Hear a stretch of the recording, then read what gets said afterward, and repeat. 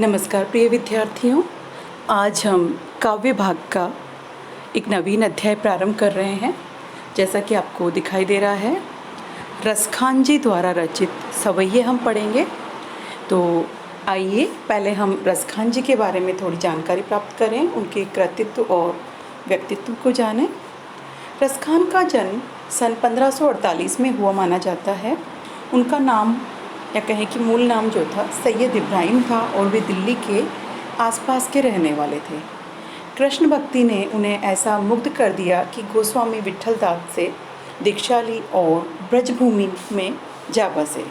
1658 के लगभग उनका देहांत हुआ।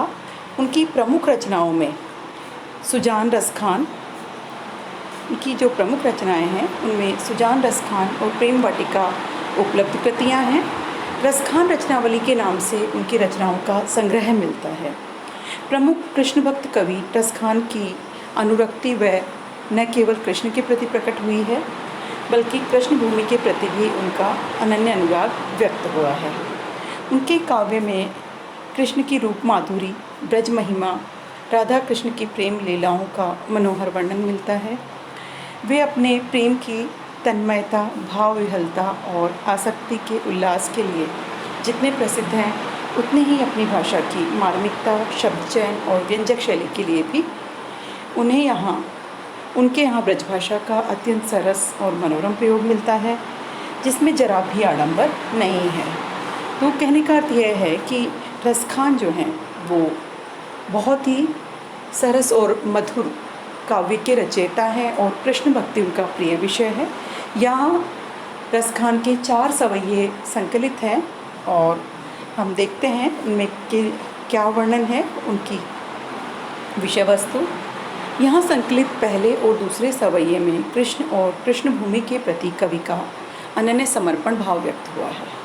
तीसरे छंद में कृष्ण के रूप सौंदर्य के प्रति गोपियों की उस मुग्धता का चित्रण है जिसमें वे स्वयं का रूप धारण कर लेना चाहती हैं। और चौथे सवैये में कृष्ण की मुरली की धुन और उनकी मुस्कान के अचूक प्रभाव तथा गोपियों की विवशता का वर्णन है। तो हम पाते हैं कि कृष्ण प्रेम रसखान का प्रिय विषय है और कृष्ण को लेकर उन्होंने बहुत ही सरस भाषा में मार्मिकता के साथ ब्रज भाषा की मृदुलता और कोमलता को जीवंत करते हुए अपना काव्य रचा है। उनका जीवन कृष्णमय था, कृष्ण को समर्पित था। उन्हें सब कुछ कृष्ण ही उनके आराध्य हैं और यह भाव उनके काव्य की लगभग सभी कहें कि सभी रचनाओं में हमें परिलक्षित होता है। सुजान रसखान उनकी ऐसी ही रचनाओं का हम कहें या रसखान रचनावली उनके ऐसी ही रचनाओं का संग्रह है। तो मुसलमान कवि होते हुए भी कृष्ण के प्रति जो उनका अनन्य समर्पण है वो सराहनीय है। तो इस प्रकार हम रसखान और उनके जीवन व्रत को, उनके कृतित्व को और व्यक्तित्व को जानने के बाद हमारा कृष्ण के प्रति, ब्रज भाषा के प्रति और कहें कि कृष्ण से जुड़ी हुई हर वस्तु के प्रति हमारा प्रेम जो है और अधिक निखर जाता है। हम और अधिक कृष्ण को समर्पित हो जाते हैं।